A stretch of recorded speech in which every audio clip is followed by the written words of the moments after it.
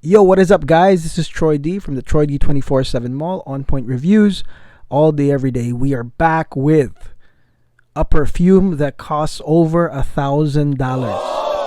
Okay, but that should not hinder you. That should not intimidate you or stop you from writing this one off. There are many ways.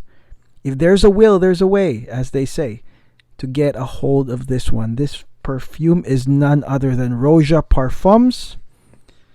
And this is Great Britain. Right there. Great Britain. This is apparently Roja's, you could say dedication to his home country. And that's where the House of Roja is actually at. And the Parliament, okay? Parliament of the UK. And first and foremost, shout outs to our UK subscribers. Believe it or not, you guys are the third largest country in my viewership, okay? We've got US, Canada, and third is the UK. So what's up to everybody in the UK for watching today? And if you're in the UK, drop a comment. I would love to know if you're in the UK and you're watching this. But I know just by looking at the stats that we have UK subscribers, third largest country or contingent following this channel. Okay, so we're going to talk about Great Britain. We're going to hack it. We're going to go through it. I'm going to talk about the scent itself. Is it worth it? Is it really worth $1,000? We shall see today. But before we continue, let's go hit the music.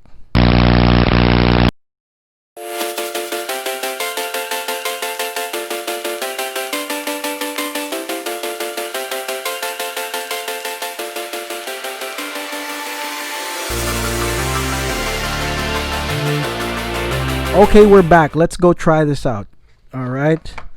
This one I have worn maybe 3 times. Okay, here's the official Roja atomizer for Great Britain. And we shall try it right now. All right, 2 sprays.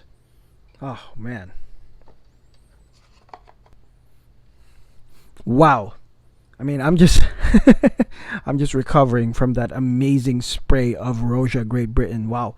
I mean, this one here, Roja Great Britain, is easily, to me, one of the top tier, if not the top, of the leather fragrances I've ever tried. And you guys know when I started, I was all about that leather stuff. I was all about the Clive Christensen, Cuir de Russie, all that stuff, and I have tried a lot so far.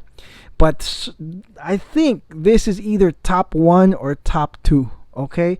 A lot of you guys ask me about my top. But when we're talking leather, Great Britain is definitely either top 1 or top 2 easily. Okay, reason being is that there are many notes in this fragrance that pull this already superior leather note. Okay, already superior, but the other notes in this pull it into, believe it or not, mass pleasing category.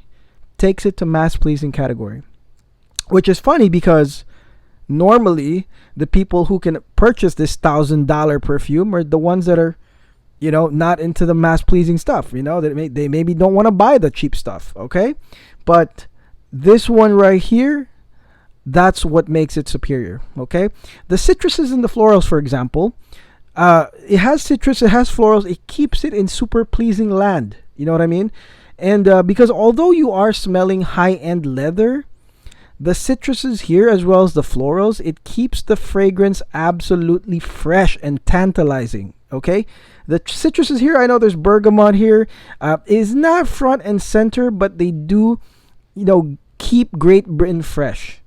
And then when you have violet, rose de mai, cedarwood, and oak moss, I mean, it keeps it even more uplifting. Okay, does that make sense, guys? So, what I like about this, plain and simple, is that Great Britain does not go dark. Okay, most leather fragrances are like winter leaning, dark fragrances. Maybe they try to evoke this super manly, super masculine feel to it, but this one focuses more on the brighter nature. Like maybe this is inspired by like a sunny day out, in Piccadilly Circus, or like afternoon tea at the Shard. I mean, I like this concept better than an expected black tie event where I have to go with a matching perfume. There's not many black tie events in my life, but I think that any man, no joke, wearing a simple summery outfit can pull this one off with the right attitude. Now, the leather in itself here in Great Britain can be compared to Cuir de Russie, but I feel this is much, much better. I mean, I can't exactly pinpoint it, but if the leather here was, if I was to put the leather in Cuir de Russie, the scent, and this one in like a leather thing, I would much prefer this one, okay? But I think the secret here is that the leather here is blended well with some other notes, okay? The rose and the violet here are super blended in, which is probably why I like the leather better. Like sometimes I'll take a whiff, like almost over and over. I'll be like, I smell the leather, that leather note that, yeah, could resemble Cuir de Russie, but here's the thing. At the same time, the violet comes, together, and it's such a great combo, especially the violet.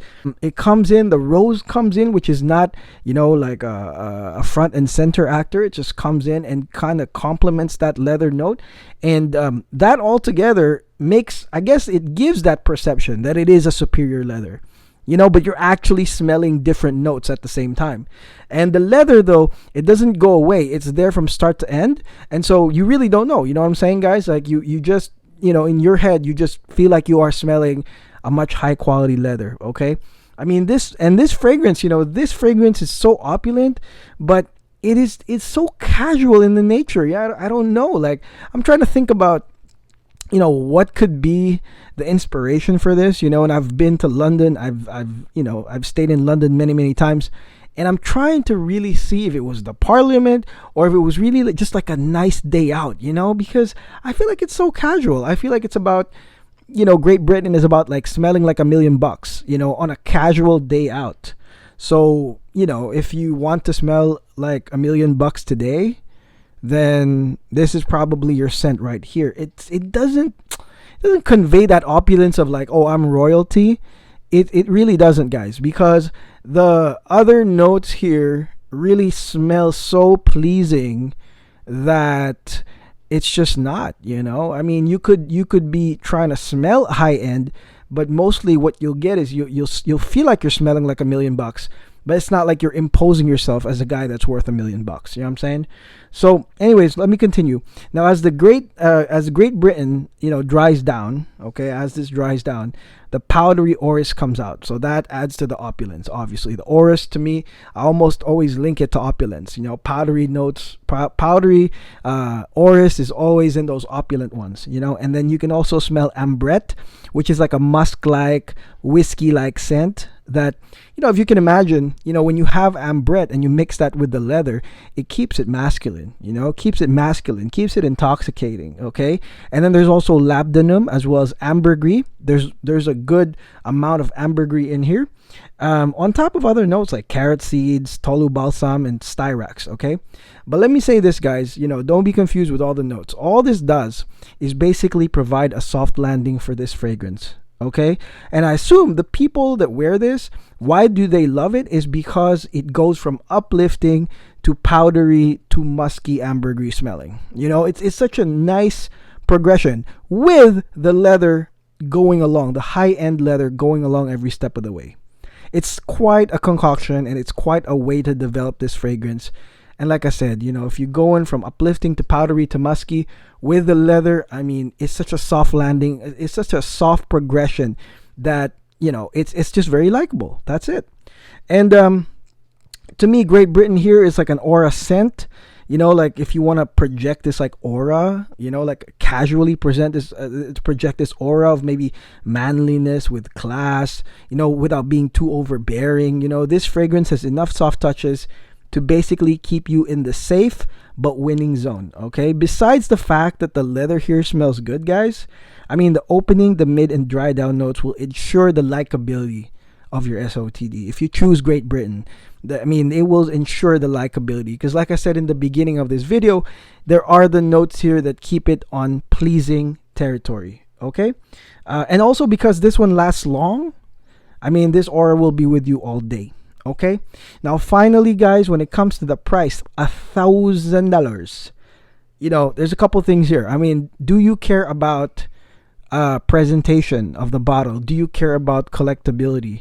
Then Great Britain, the actual big bottle of this actually has a white lacquer box. It opens up like the PDL ends, and that is like a great centerpiece. Most people I know with collections that have stunt value. Like they basically put the Great Britons right in the middle, and they open it like a door. It's like, look, this is the most expensive one in my collection. It is absolutely expensive. So if you're into that, if you care about presentation, if you care about collectability, then by all means, sell off some of your other perfumes, and then maybe you'll be able to purchase Great Britain full presentation, full bottle. Okay, but if you're like me and I buy different perfumes, I mean, definitely this atomizer. I believe this is like $100. If you have limited funds, then definitely get this atomizer right here. It's only like 100 something bucks, but definitely don't write this off just because you see the price is like 1,000. Don't be like, oh well, that's too much for me. That's too expensive for my blood, because this could be one of your signature scents eventually, or something that you would like to wear even more than some of your perfumes that just sit in the back and do nothing. So definitely check that out. There are definitely facets to this scent that I think it makes it levels above other leather fragrances. I think every man should try this, just so you can smell what upper echelon leather feels like. You know what I'm saying, guys? So yeah, that's it. That's my review of Roja Great Britain. I want to thank the team at Roja, because I mean, it's not, they didn't give me this, I bought this, but I'm just saying they have really great customer service. So if you want to hit them up, I think they have Instagram and everything. Like, they are very prompt at responding, and if the people you're looking for aren't there, there's always somebody else to help you. So I like that. So thank you, Roja, for some great customer service. And again, if you like this video, make sure you like and subscribe, guys. Okay, if you like Roja, you want me to drop the Rojas, the expensive ones, or the ones that are hyped, I'll drop them for you. Okay, make sure you drop them on the comments if you want me to review something from Roja. I will definitely do that, because there's not a lot of people doing it. Okay, so until then, guys, thank you again for being with me. I hope you guys are so fine and well, and are protected. I pray for your protection in this pandemic, and I'll see you guys tomorrow. This is Troy D. Take care.